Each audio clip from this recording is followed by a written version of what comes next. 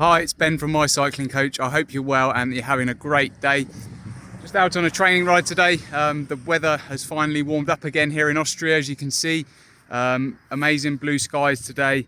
It's actually been quite cold over the last 2 weeks. I know you guys in the UK have actually had some real nice weather, which is also great to hear. But yeah, just out doing a bit of an endurance session today, about 4 or 5 hours. I did a bit of a sharper interval session yesterday, so it's great, which was indoors, but it's great to get back out on the road today and do some riding with this weather.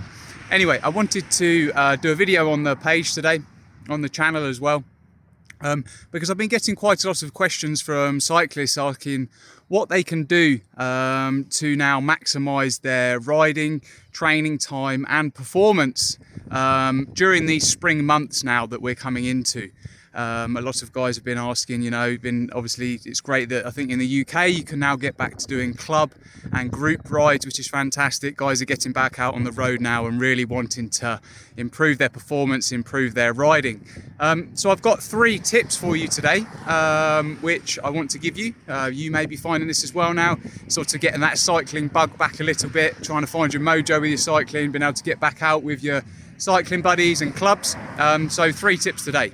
First tip is really try to, if you can, keep up some structured interval work in your program. Now, you may have already been doing this through the winter, some interval sessions which are maybe working on your threshold zone, VO2 max zone, and if you have been doing this, then I would really advise that you still try to keep those up through the spring, obviously, despite being able to maybe get back out on the road now and do a lot more maybe club and group rides. Don't neglect some of that structured and focused work, because this is really what is going to allow you to improve your power and fitness, improve your performance on the bike.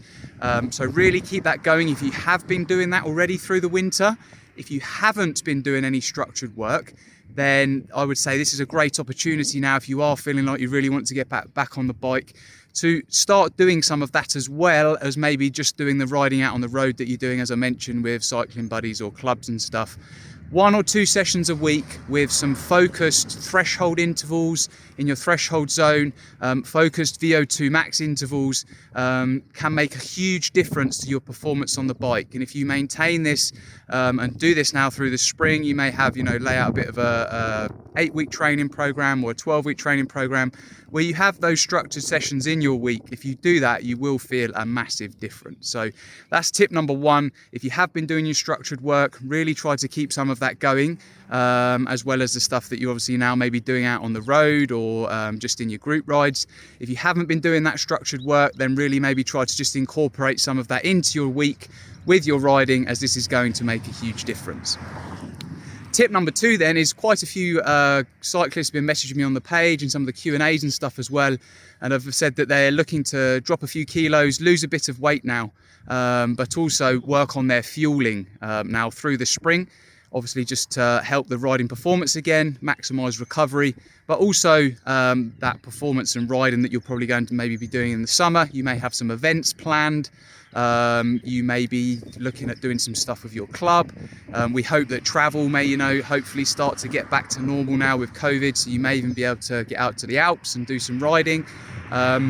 So looking at the weight loss side of things, if you are looking to drop a few kilos, now going into the spring, it's crucial that you just start to maybe do a little bit of tracking with what you are eating, look at your calories, try to get yourself into a weekly calorie deficit, as this is what is going to allow you to start losing some weight. You can do this through, there's lots of apps out there like MyFitnessPal. You can even just track it down yourself with a bit of a food diary. Looking at your calories, ideally you want to be in a calorie deficit of around 3,500 calories per week. This equates to around 0.5 kilos of body fat. So if you can get yourself into that deficit, which will equate to around 500 calories per day, then that is going to allow you to start just losing a bit of weight now over the next few months in the spring with your riding. The other thing that we mentioned then as well with the nutrition side is just the fueling, working on this a little bit, as this can have a massive effect on your performance on the bike, but also recovery. So it's trying a few things with your riding now. If you've been following this page for a while, I spend quite a lot of time talking about fueling, pre-ride fueling, during ride fueling, and obviously post-ride fueling, really working on trying to achieve carbohydrate intakes, especially during the ride itself as well. You know, if you're doing shorter rides that are between sort of an hour and 2 hours in length, then you really will benefit from taking on sort of between 40 to 60 grams of carbohydrate per hour on that ride. If that ride then starts to increase in length and intensity, maybe 2, 3, 4, even 5 hours plus, with some intervals, with some climbing in it, then you probably will benefit from pushing that hourly carbohydrate intake up to, you know, 60 to 80 grams per hour to allow you to sustain performance on the bike, but also help with the recovery side of things as well. And then also something that I've really emphasized is, you know, that sort of 60-minute window from getting off the bike, how it's important that you really do get some good quality protein within that time, you know, 25 to 30 grams of protein within that 60-minute window. Also refueling with carbohydrate, around 1.2 grams of carbohydrate per kilo of body weight in that 60-minute window is also really going to help you maximize your recovery after that ride.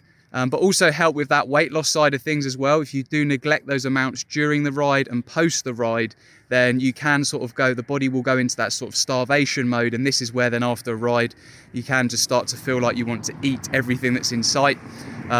So yeah, hitting some of those intakes. Tip number 2, if you are looking to lose some weight and work on your fueling, the spring is a great time to do this. You may try some of those tips.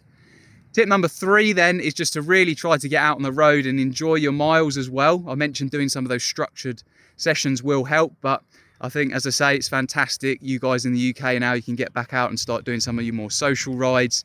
And just increasing your mileage now through the spring is going to really help build up that base endurance. If you're then accompanying this with this tip 1 and tip 2, obviously with the structured sessions, and then also working on your the weight loss and the fueling side of things, then this is really going to help maximize your performance on the bike and allow you to have an awesome summer on the bike as well, and really work towards maybe any events or specific goals that you have. Yeah guys, just a video there today then to a few tips. As I say, quite a few guys have been asking me how they can get the most out of the spring on the bike.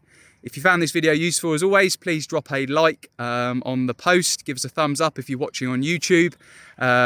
Any comments, would love to hear from you. Feel free to follow, share, subscribe, but have a great rest of your day. Enjoy your riding and speak soon.